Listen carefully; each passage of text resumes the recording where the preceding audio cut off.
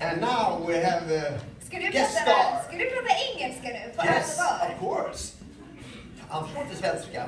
Jo, men... Tänker du snacka svenska med oss? Men alltså, publiken pratar ju svenska. Ja, men de Sen förstår så tar engelska. vi det där på tyska sen. Nej. Så att du inte fattar någonting. Jag är tysk från början. Ska jag tvinga honom att säga fossilfritt Ja, precis. på tyska? Men varmt välkommen då! Ja, vi har ju med oss här någon... vi brukar ju prata om Sverige som föregångsland. Och vi har ju också ett föregångsland som är Tyskland. Och här för ett litet anförande är Tysklands ambassadör Michael Bock. Welcome on stage! Hello! Hi! Guten Tag! Welcome. We hope you can tell us good stories from Germany. Yeah, the stage is yours. Whatever you want. I also have some bad stories, as you Okay, know. from Germany.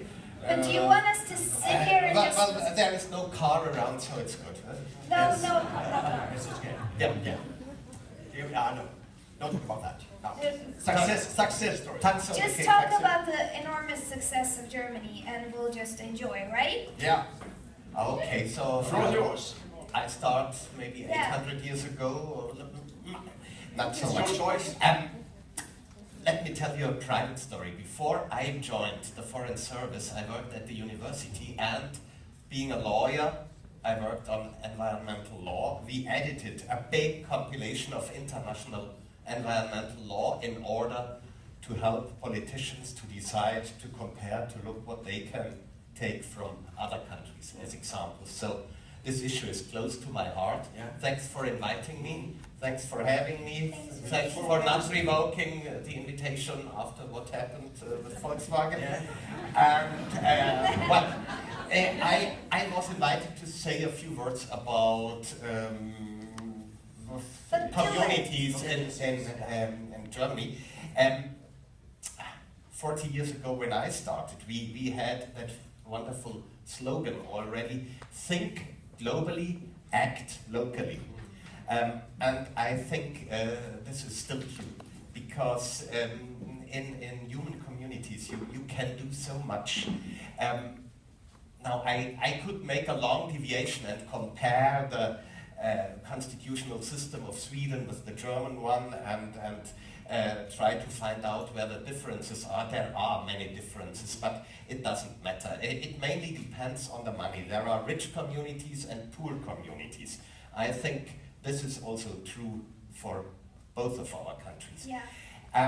Do you want But do you want to have the stage for I yourself? already started. Why are we Yeah, here? you can talk here. Stay, Do you stay. want us to stay? I thought you wanted to have your own show. Come on, you are the show. Thank you. Yes. So let's talk. As you like.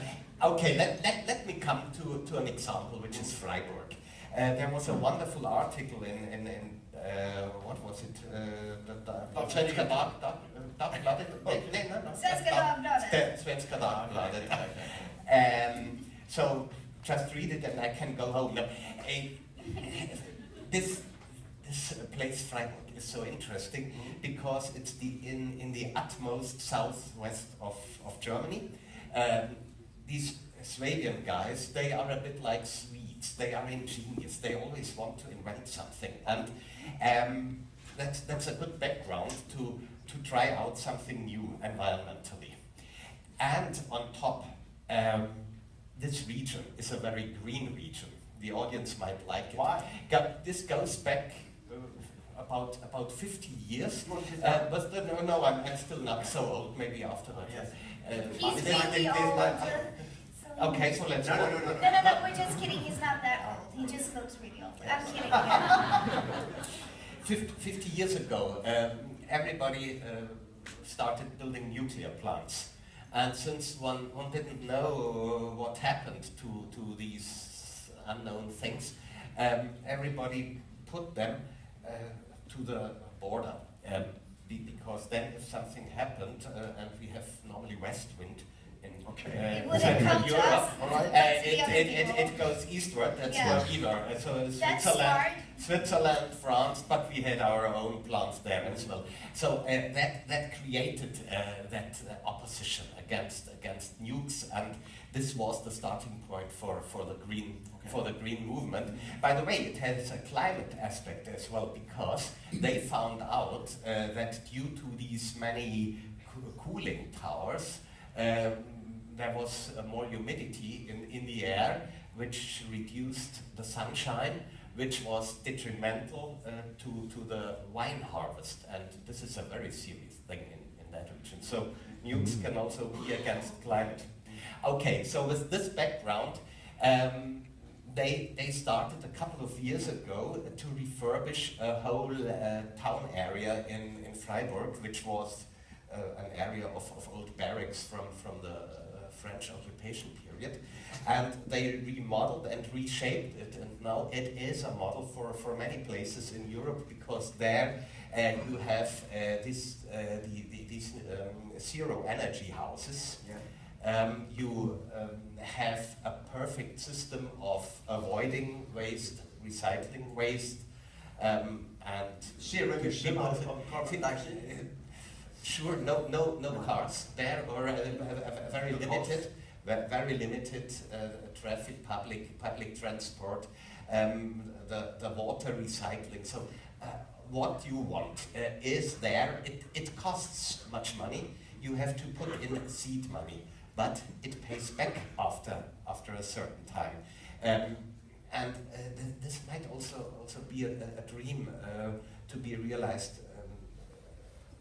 Right now, the no-growth society is not a no-growth society, because with all these new technologies that are being invented and developed, new sources for creating money. Is this the best case in Germany? There are many different cases. That's the problem with the environment. Everywhere you have environmental aspects. But I can give you another example as well. Closer to Sweden, Hamburg, the Green Roof Initiative. I mean, most people live in local concentrations in small areas, and the life quality there decides on if you're happy, if you're healthy or not. And in Hamburg, they found out that when you put on grass or whatever kind of plants on roofs, which you only can do when the inclination is up to 30 degrees, then you need more energy, less energy in winter, because that's an additional insulation. You need less energy. You don't waste so much water, because the natural water coming down with rain will be stored there. And you also have a healthier environment. You can use this for recreational purposes. You can grow your own tomatoes, and so on and so forth. But I have a question to you. Lovely. You Germans, you're very stubborn. You have long-term goals, and you're also very patient. But since you're an ambassador here in Sweden, I was just wondering, what's your view on Swedish decision-making? Look, when you start learning diplomacy, the first thing they teach you is... Say nothing, do nothing. No, but avoid interfering with the country you are stationed. Oh, you're talking about... You've become so Swedish. Congratulations. Yeah, I'm not Protestant, but I'm trying to be. Yeah. Now we have No, but we have something to learn from the Germans. You're such a role model for our country when it comes to climate change and long-term decision making, long-term process. And is there some sort of advice? Let's say it's not you saying it, but from the Germans' point of view, generally, what would you say when it comes to climate change? Well, Sweden is in a fantastic position. You have renewables. We don't have them, and you are so polite. You are not criticizing Germany. We are in a conflict of goals. I mean, after what happened in Japan, we decided to close down the nukes, and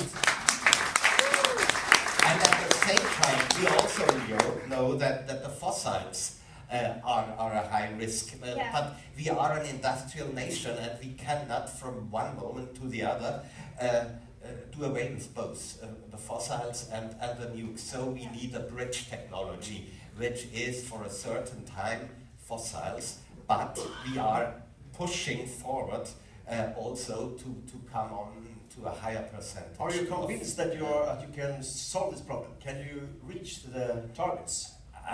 The energy event? We believe in that. It's costly. Yeah, we have but people the love most expensive the energy. Germans love it.